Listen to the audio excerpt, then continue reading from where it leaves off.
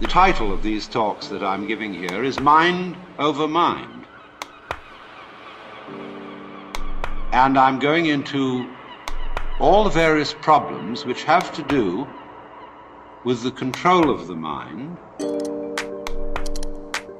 And so I might introduce what I'm going to say by saying it from different points of view. For example, if you're interested in communications, it will be the problem of feedback. Or if I may put it in theological terms, how does man follow the will of God if the will of man is perverse? The theologians say, you cannot do this without having divine grace, or the power to follow the will of God. How then do you get grace? Why is grace given to some and not to others? If I cannot follow the will of God by my own effort because my will is selfish, how will my will, which is selfish, be transformed into an unselfish will? If I cannot do it because I am already the selfish will, then grace must do it. If grace has not already done it, why not? Because I didn't accept it? But by definition I had no power to accept it because my will was selfish. Must I then become a Calvinist and say that only those people who are predestined to receive grace will be able to live the good life? Then we come back to the inadmissible position that people who live evil lives and do not get grace because they are not predestined to it out of the infinite wisdom of the Godhead, then God himself must be held responsible for their evil deeds. And so that is a nice little tangle. If I put this in the language of Oriental philosophy and religion, it would be something like this. The Buddha said that wisdom must come only from the abandonment of selfish craving or desire. One who abandons that desire attains nirvana, which is supreme peace, liberation. Nirvana means in Sanskrit blow out. That is, exhale the breath. The opposite, desire, is to breathe in. Now if you breathe in and hold it, you lose your breath. But if you breathe out, it comes back to you. So the principle here is, if you want life, don't cling to it. Let go. But the problem is, if I desire not to desire, is that not already desire? How can I desire not to desire? How can I surrender myself when myself is precisely an urge to hold on, to cling to life, to continue to survive? I can see rationally that by clinging to myself I may strangle myself. I may be like a person who has a bad habit, as a result of which he is committing suicide. And he knows that, but can't give it up, because the means of death are so sweet. So it all comes down to this basic question, that human beings have for a long, long time been concerned about transforming their minds. Is there any way in which one's mind can be transformed? Or is it simply a process which is nothing more than a vicious circle? I could ask, why have you come here this afternoon? What were you looking for? Would it be too presumptuous of me to say that you were looking for help? That you hoped you would hear somebody who had something to say that would be of help and relevance to you as members of a world which is running into the most intense difficulty. A world beset by a complex of problems, any one of which would be bad enough. But when you add together all the great political, social, and ecological problems with which we are faced, they are appalling. And one naturally says, the reason why we are in such a mess is not simply that we have wrong systems for doing things, whether they be technological, political, or religious, but we have the wrong people. The systems may be all right, but they are in the wrong hands because we are all, in various ways, self-seeking, lacking in wisdom, lacking in courage, afraid of death, afraid of pain, unwilling really to cooperate with others, unwilling to be open to others. And we all think that's too bad. It's me that's wrong. And if only I could be the right person. Is this man going to tell me something that will help me to change myself so that I will be a more creative and cooperative member of the human race? I would like to improve. So in so many people's minds and from so many different angles, there is this urgent feeling that I must improve me. And this is critically important because it's obvious that, at least it's superficially obvious, that the way things are, we are going to hell fast. Now in this question, can I improve me?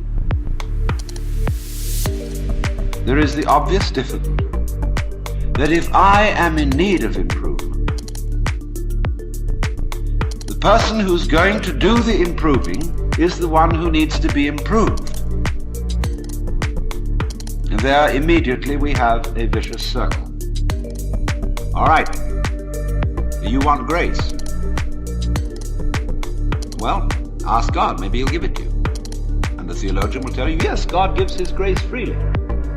He gives it to all because he loves all. It's here like the air. All you have to do is receive it. Or a more orthodox, a Catholic Christian would say, all you have to do is to be baptized, to take the holy sacrament of the altar, the bread and wine, the body and blood of Christ, and there is the grace right there. And it's given by these simple physical means so that it's very easily and readily available. Well, a lot of people got baptized, and it doesn't always take. People fall from grace. Why do they? You see, we're just talking about the same old problem, but we've put it a step up. But it's the same problem. How can I improve myself? Was the first problem. The second problem is, how can I accept grace? They're both the same problem. Because you've got to make a move which will put yourself out of your own control into the control of a better. If you don't believe in the Christian kind of a God, you can believe in the Hindu kind of a God, who is your inner self. You see, you've got a lower self, which you can call your ego. That's that little scoundrelous fellow that's always out for me. But behind the ego, there is the Atman, the inner self, the inward light, as Quakers would call it, the real self, the spirit, which is substantially identical with God. So you've got to meditate in such a way that you identify with your higher self. Now, how do you do that? Well, you start by watching all your thoughts very carefully, watching your feelings, watching your emotions. so that you begin to build up a sense of separation between the watcher and what is watched. So that you are, as it were, no longer carried away by your own stream of consciousness. You remain the witness, impassively, impartially, suspending judgment and watching it all go on.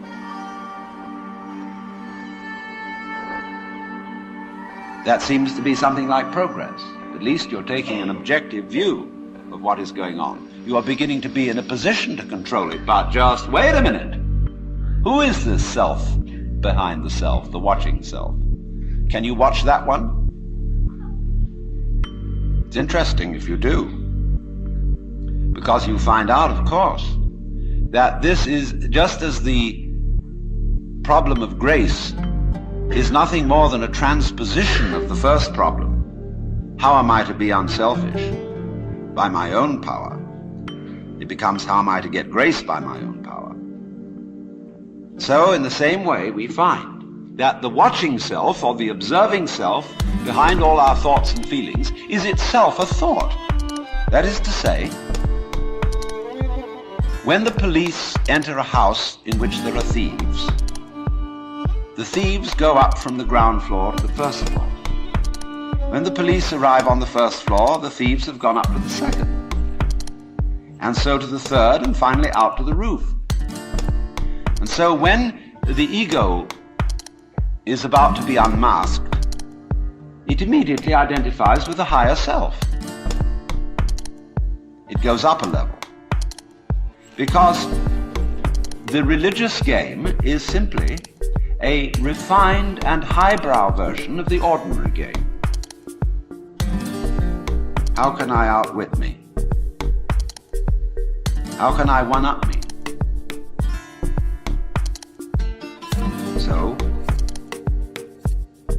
if I find, for example, that in the quest for pleasure, the ordinary pleasures of the world, food, sex, power, possessions, all this becomes a drag. And I think, no, it isn't there. So I go in for the arts, literature, poetry, music. And I absorb myself in those pleasures. And after a while, they aren't the answer. So I go to psychoanalysis, you see. And then I found out that's not the answer. I go to religion. But I'm still seeking what I was seeking when I wanted candy bars. I want to get that goodie. Only I see now that, of course, it's not going to be a material goodie. All material goodies fall apart. But maybe there's a spiritual goodie that's not going to fall apart. But in that quest, the quest is not different from the quest for the candy bar. Same old story, only you've refined the candy bar and made it abstract and holy and blessed and so on. So it is with the higher self. The higher self's your old ego. And you sure hope it is eternal, indestructible and all-wise. Then the great problem is how to get that higher self working. How does it make any difference to what you do and what you think? I know all kinds of people who've got this higher self going, practicing their yoga. But they're just like ordinary people, sometimes a little worse. And they can fool themselves. They can say, for example, well, my point of view in religion is very liberal. I believe that all religions have divine revelation in them. But I don't understand the way you people fight about it. You fight and say that we, Jehovah's Witnesses, have the real religion. Others say, well, we Roman Catholics have it. And the Muslims say, no, it is in the Quran. And this is the right way. And somebody else gets up, and he may be a rather highbrow Catholic, and say, Well, God has given the Spirit through all the traditions, but ours is the most refined and mature. And then somebody comes along and says, well, as I said, they're all equally revelations of the divine. And in seeing this, of course, I'm much more tolerant than you are. You see how that game is going to work? See, I could take this position. Supposing you regard me as some sort of a guru. And you know how gurus hate each other. They're always putting each other down. And I could say, well, I don't put other gurus down. See, that outwits all of them. See, we're always doing that. We're always finding a way to be one up. And by the most incredibly subtle means. So you see that, you see? And you say, I realize I'm always doing that. Now tell me, how do I not do that? I say, why do you want to know?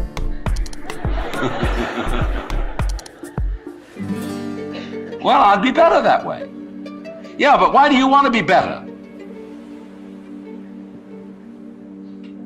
You see, the reason you want to be better is the reason why you aren't. Shall I put it like that? We aren't better because we want to be. Because the road to hell is paved with good intentions. Because all the do-gooders in the world, whether they're doing good for others or doing it for themselves, are troublemakers.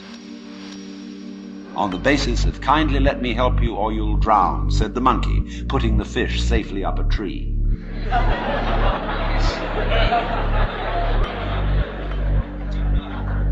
We white Anglo-Saxon Protestants, British, German, American,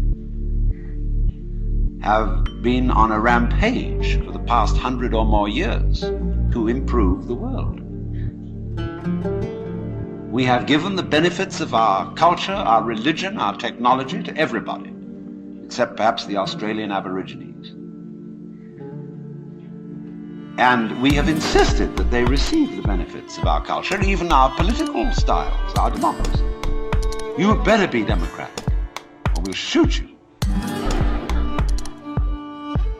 And having conferred these blessings all over the place, we wonder why everybody hates us.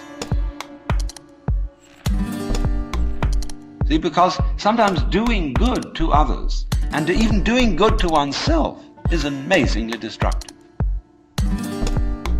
Because it's full of conceit. How do you know what's good for other people? How do you know what's good for you? If you say you want to improve, then you ought to know what's good for you. But obviously you don't. Because if you did, you would be improved. So we don't know. It's like the problem of geneticists, which they face today. I went to a meeting of geneticists not so long ago where they gathered in a group of philosophers and theologians and said, now look here, we need help.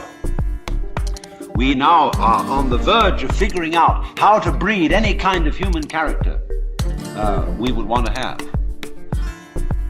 We can give you saints, philosophers, scientists, great politicians, anything you want. Just tell us, what kind of human beings ought we to breed? So I said, how will those of us who are genetically unregenerate make up our minds what genetically generate people might be? Because I'm afraid very much that our selection of virtues may not work. It may be like, for example, this new kind of high-yield grain which is made and which is becoming ecologically destructive. When we interfere with the processes of nature and breed efficient plants and efficient animals, there's always some way in which we have to pay for it. And I can well see that eugenically produced human beings might be dreadful. We could have a plague of virtuous people. Do you realize that? Any animal considered in itself is virtuous, does its thing, but in crowds they're awful. Like a crowd of ants or locusts on the rampage. They're all perfectly good animals, but it's just too much. I could imagine a perfectly pestiferous mass of 1 million saints. So I said to these people, look, there's the only thing you can do. Just be sure that a vast variety of human beings is maintained. Don't please breed us down to a few excellent types. Excellent for what? We never know how circumstances are going to change and how our need for different kinds of people changes. At one time, we may need very individualistic and aggressive people. At another time, we may need very cooperative, team-working people. At another time, we may need people who are full of interest in dexterous manipulation of the external world. At another time, we may need people who explore into their own psychology and are introspective. There is no knowing, but the more varieties and the more skills we have, obviously, the better. So you see, here again, the problem comes out in genetics. We do not really know how to interfere with the way the world is. The way the world actually is an enormously complex, interrelated organism. The same problem arises in medicine because the body is a very complexly interrelated organism.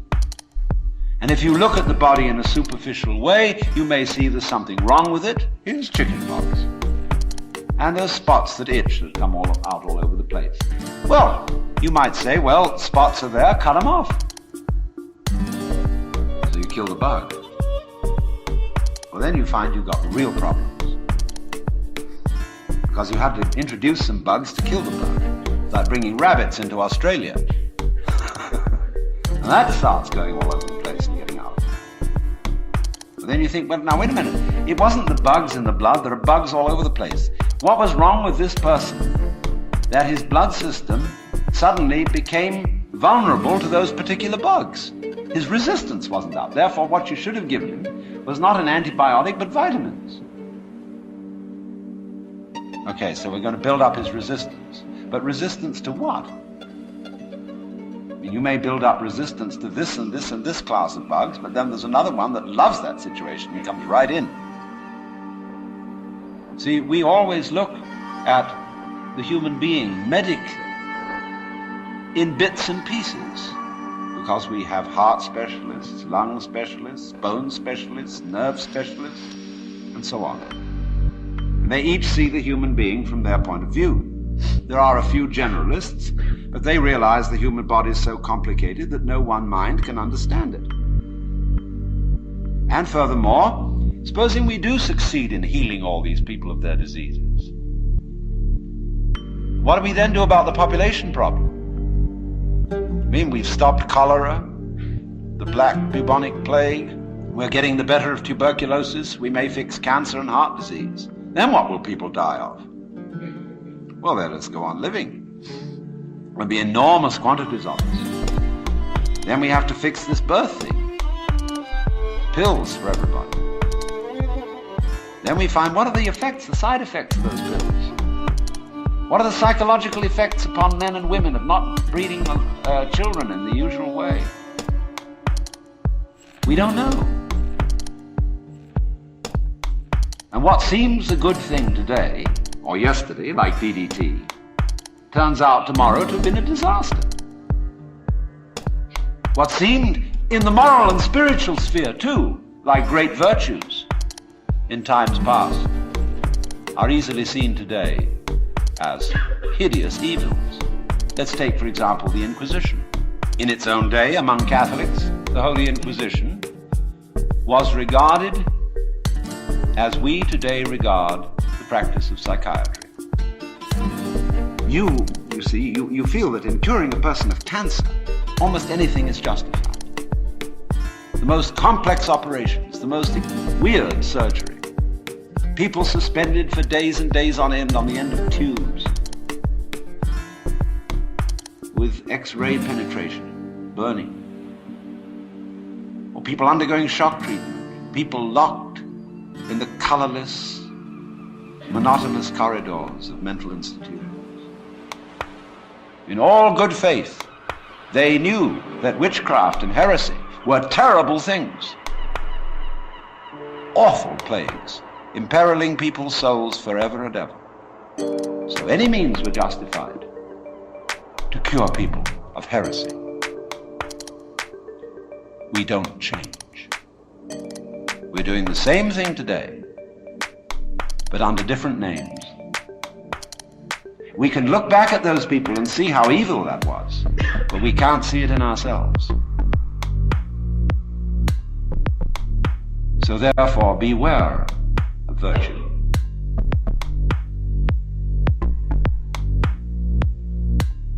Lao Tzu, the Chinese philosopher, said, "The highest virtue is not virtue, and therefore really is virtue. But inferior virtue cannot let go of being virtuous, and therefore is not virtue." Translated in more of a periphrastic way, the highest virtue is not conscious of itself as virtue, and therefore really is virtue. Lower virtue is so self-conscious that it's not virtue. In other words, when you breathe, you don't congratulate yourself on being virtuous. But breathing is a great virtue. It's living. When you come out with beautiful eyes, blue or brown or green as the case may be, you don't congratulate yourself for having grown one of the most fabulous jewels on earth. So it's just eyes. And you don't account it a virtue to see, to entertain the miracles of color and form. You say, oh, that's just... But that's real virtue. Virtue in the sense, the old sense of the word, a strength, as when we talk about the healing virtue of a plant. That's real virtue. But the other virtues are stuck on. They're ersatz, they're imitation virtues. And they usually create trouble. Because more diabolical things are done in the name of righteousness. And be assured that everybody of whatever nationality or political frame of mind or religion always goes to war with a sense of complete rightness. The other side is the devil. Our opponents, whether in China or Russia or Vietnam, have the same feeling of righteousness about what they're doing as we have on our side. And a plague on both houses. Because, as Confucius said, the goody-goodies are the thieves of virtue. Which is the form of our own proverb. The road to hell is paved with good intentions. So in a way, the moral, or the immoral, of these considerations is that if you are really aware of your own inner workings, you will realize there's nothing you can do to improve yourself. Because you don't know what better is, in any case. And you, who will do the improving, are the one who needs to be improved. And this also goes for society. We can change society.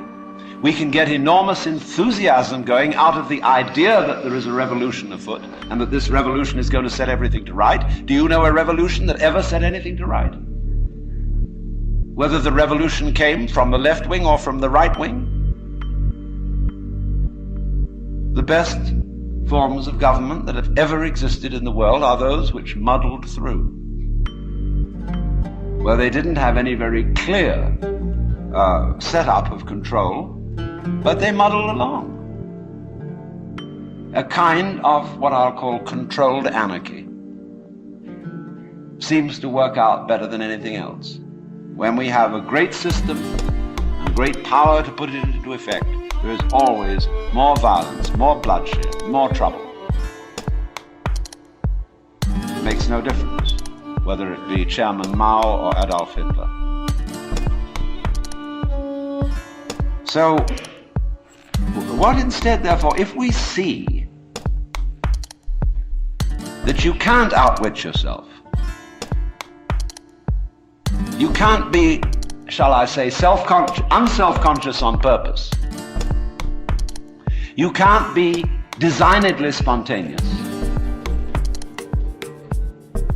and you cannot be genuinely loving by intending to love.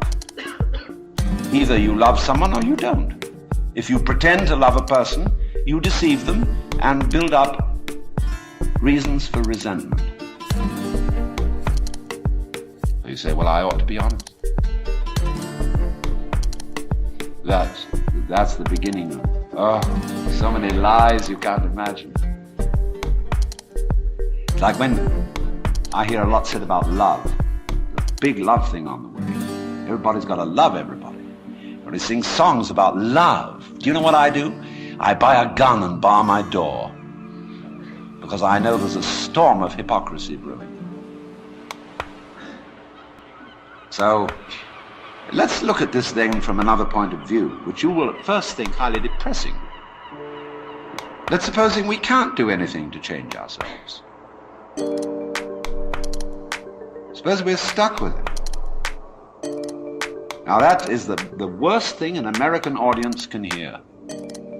There's no way of improving yourself, because every kind of culture in this country is dedicated to self-improvement. Just take jogging, that deplorable practice. It's a very nice thing to run and to go dancing across the hills at a fast speed. These joggers are shaking their bones and rattling their brains, running on their heels. And because there's a grimness about it, it's determinately good for you. See? Why do you go to school?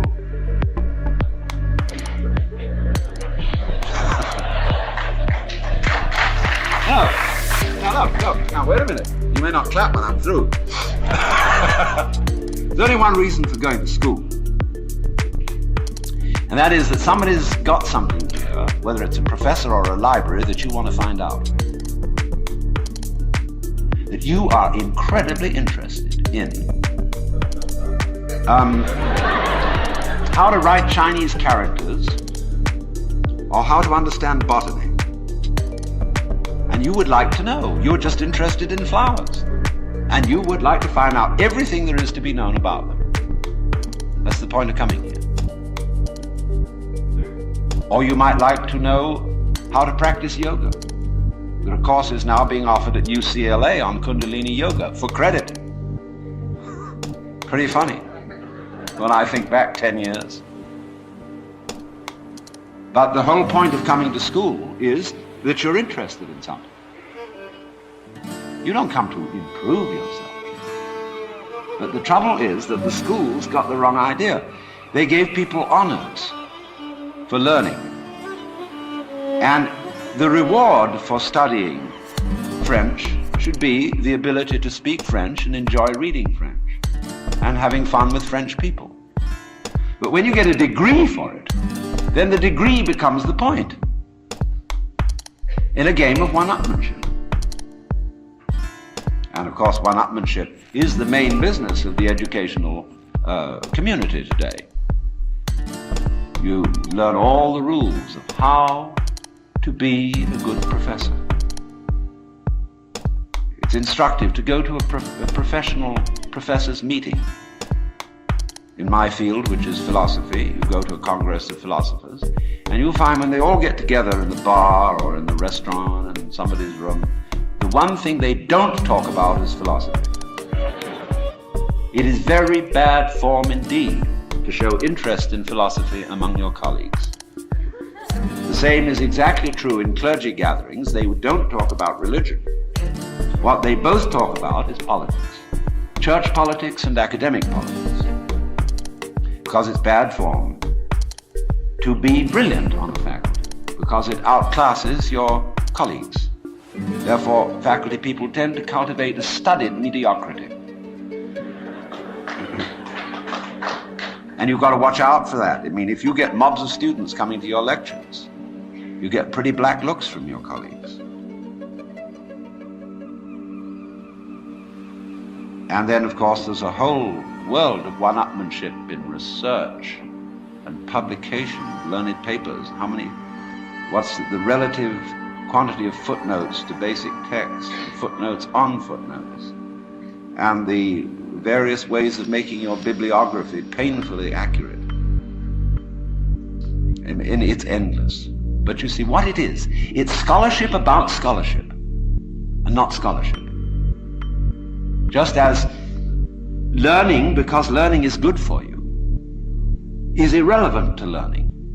The whole idea of improving yourself by learning is irrelevant to the learning process. And in the same way, doing business is doing business. Doing business, such as manufacturing clothes, is a very good thing to do. I could conceive that it would be extremely enjoyable, something one could be very proud of, to make good clothes. Of course you need to sell them because you need to eat. But to make clothes to make money raises another question. Because then your interest is not in making clothes, it's in making money, and then you're going to cheat on the clothes. And then you get an awful lot of money and you don't know what to do with it. You can't eat 10 roasts of beef in one day. Can't live in 6 houses at once. Can't drive 3 Rolls Royces at the same time. What do you do? Well, you just go make more money. You put your money back. Invest it in something else and it'll make more. You don't give a damn how it's made so long as they make it. You don't care if they foul the rivers, put oil fumes throughout the air everywhere to kill off all the fish. So what? So long as you see these figures happening. You're not aware of anything else. So you see, you went out to do a self-improvement thing. Making money, you see, is a measure of improvement, a measure of your economic worthwhileness. Or at least that's what it's supposed to be. It isn't anything of the kind. But you went out, in other words, for the status instead of for the actuality. So if, in other words, you do an art, you're a musician. Why do you play music? The only reason for playing music is to enjoy it. If you play music to impress an audience, to read about yourself in the newspaper, you're not interested in music. So in the same way, why do I come and talk to you? Because I enjoy it. I like the sound of my own voice.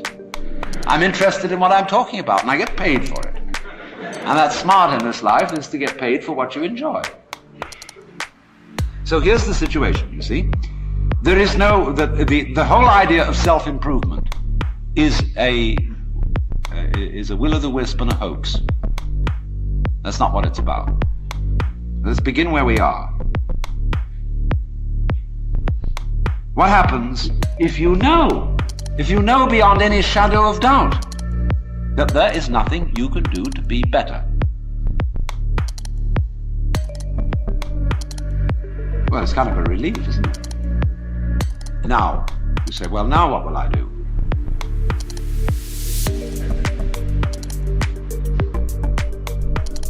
See, there's a little fidget that comes up. Because we're so used to making things better, leave the world a better place than when you found it, sort of thing. I want to be of service to other people, and all these dreadfully hazy ideas. And so we think there's that little itch still. But supposing instead of that, seeing that there isn't really anything we can do to improve ourselves or to improve the world, if we realize that that is so, it gives us a breather in the course of which we may simply watch what is going on. Watch what happens. Nobody ever does this, you know. And therefore, it sounds terribly simple. It sounds so simple that it almost looks as if it isn't worth doing. Have you ever just watched? Watch what's happening, and watch what you are doing by way of reaction to it. Just watch it happen. And don't be in a hurry to think you know what it is. In other words, people look at they say, oh, that's the external world. Oh, how do you know? The whole thing, from a neurological point of view, is a happening in your head. That you think there is something outside the skull is a notion in your nervous system. There may or may not be, but it's a notion in your nervous system. You think this is the material world. Well, that's somebody's philosophical idea. Or maybe you think it's spiritual. That too is somebody's philosophical idea. This real world is not spiritual. It is not material. The real world is simply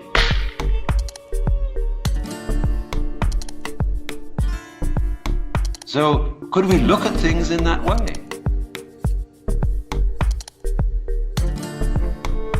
Without, as it were, fixing labels and names and gradations and judgments on everything, but watch what happens.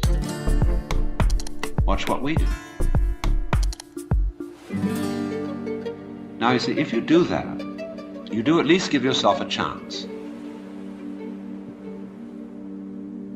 And it may be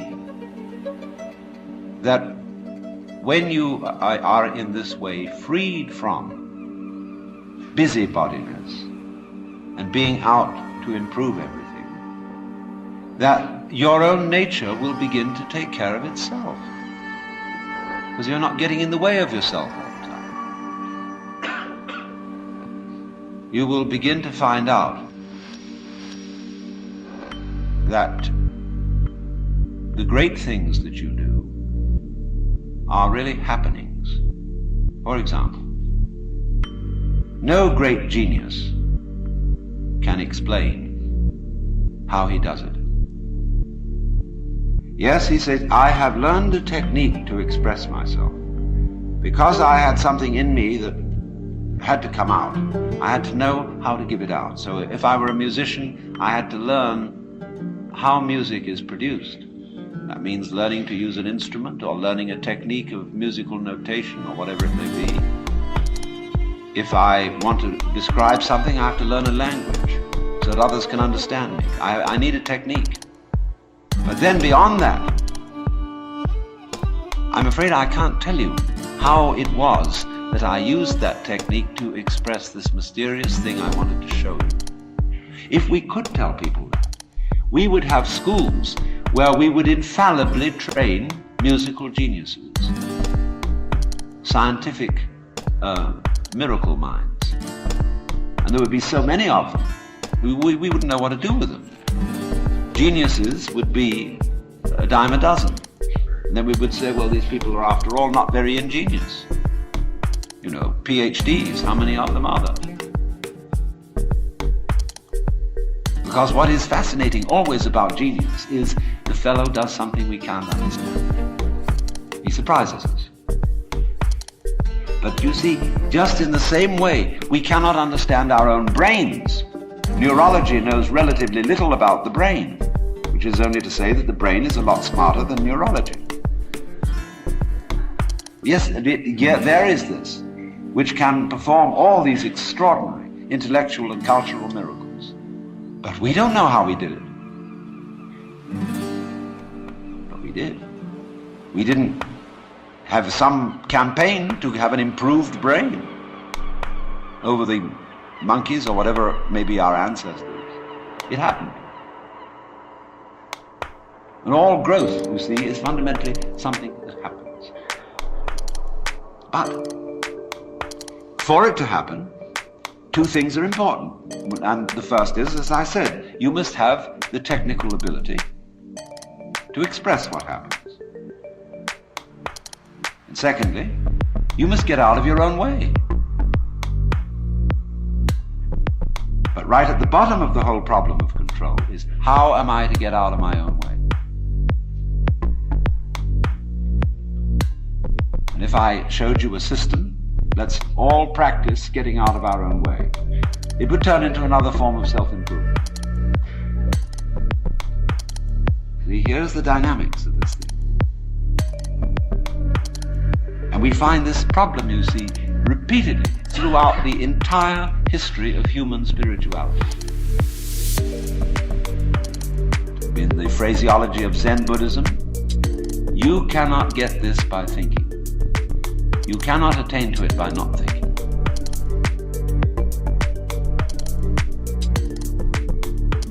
It is only, you see, as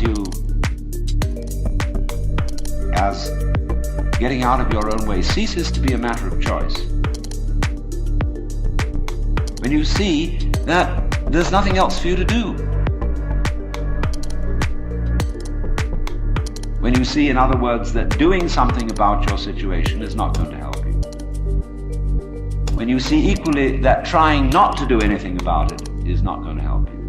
Where are you? Where do you stand? You're nonplussed. And you are simply reduced to watching. Now you may say, I need some help in this process, and therefore I am going to find someone else to help me. It may be a therapist. It may be a clergyman. It may be a guru. It may be any kind of person who teaches a technique of self-improvement. Now, how will you know whether this person is able to teach you? How can you judge, for example, whether a psychotherapist is effective or just a charlatan?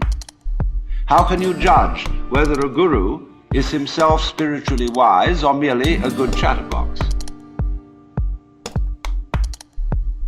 Well, of course, you ask your friends, you ask his other students or patients, and they're all, of course, enthusiastic. You have to be enthusiastic when you bought something expensive. If you bought an automobile which turned out to be a lemon, it's very difficult to admit that it was a lemon and that you were fooled. And it's the same when you buy a religion or an expensive operation. But what people do not sufficiently realize is that when you pick an authority, whether it's a psychotherapeutic one or a religious one, you chose it. In other words, that this fellow or this book or this system is the right one is your opinion. And how are you competent to judge? After all, if you're saying to this other person or other source, I think you are the authority, that's your opinion.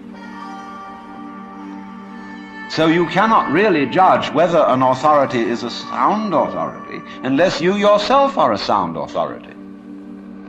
Otherwise, you may just be being fooled. You may say, for example, I believe that the Bible is the Word of God. All right, that's your opinion. I know the Bible says it's the Word of God, but it's your opinion that the Bible is not lying. The church says the Bible is the Word of God, but it's your opinion that the church is right. You cannot escape from that situation. It's your opinion. So you see, when you select an authority who will help you to improve yourself, it's like hiring the police out of your tax money and putting them in charge of seeing that you obey the law. I mean, can't you take care of yourselves? I mean, is this the land of the free and the home of the brave, or isn't it? But you see, nobody seems to want to be in charge of themselves because they feel they can't do it. As St. Paul said, to will is present with me, but how to do good I find not. For the good that I would, I do not, and the evil that I would not, that I do. So, there at once, we are in difficulty. Because trying to improve yourself is like trying to lift yourself up into the air by tugging at your own bootstraps. And it can't be done. Now, there are all sorts of ways in which religious people try to explain that it can be done. I referred already to the grace of God. They say, no, you can't do the job yourself, because the improving you is the one that needs to be improved. Therefore, you have to say, God, help me. Now, of course, that God exists is your opinion. That God will answer your prayer is your opinion. And your idea of God is your idea of God. If you bought somebody else's script, you bought it. Maybe your mother and father talked to you about God in a very impressive way. But basically, you bought their idea. And if you're a father yourself, I'm a grandfather now, I've got 5 grandchildren. And I know I'm as stupid as my own grandfather must have been. You know, I am one. I sit there in the position which they look at. Think, whoa, wowee, that's an important man. I know that. I'm just like anyone else. So, I hope my children are not believing things on my authority, because it's always their authority. If I look impressive and make big noises at them, they've just been taken in.